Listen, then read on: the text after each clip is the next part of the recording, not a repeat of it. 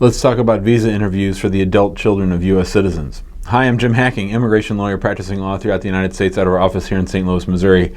Today's question comes from Matt right out of our Immigrant Home Facebook group. If you're not a member of Immigrant Home, we've been having a ton of people join lately. I don't know what in the hell's going on. I don't know where they're all coming from.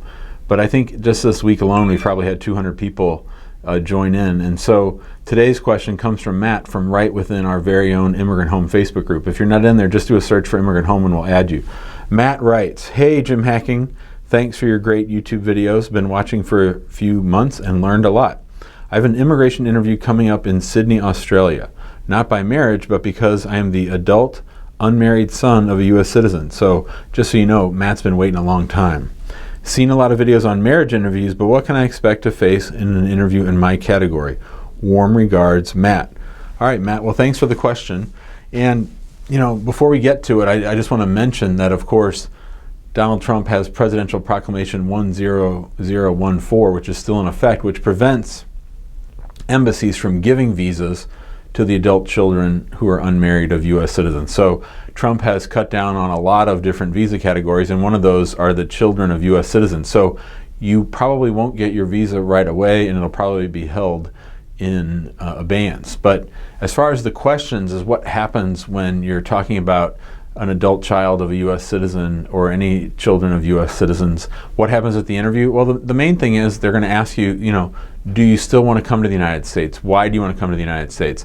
They might ask for some updated evidence that shows that you and your parents have this familial relationship. So any pictures that you have of recent trips or receipts from time together or trips overseas or places where you've met around the world, you're going to want to bring all those.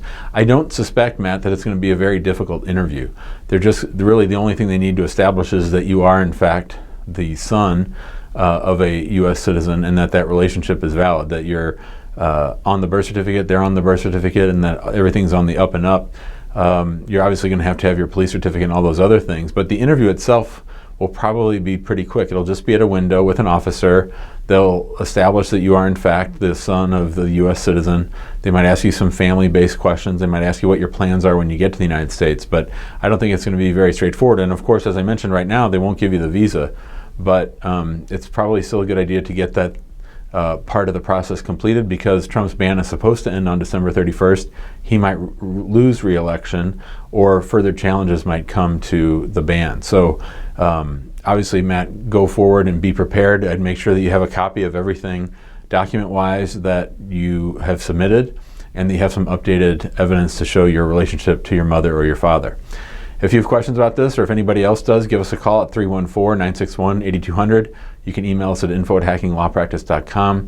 Be sure to join us on our Facebook group, which is called Immigrant Home. And if you like this video, we ask that you please share it out on social and that you subscribe to our YouTube channel so that you get updates whenever we make videos just like this one. Thanks a lot and have a great day.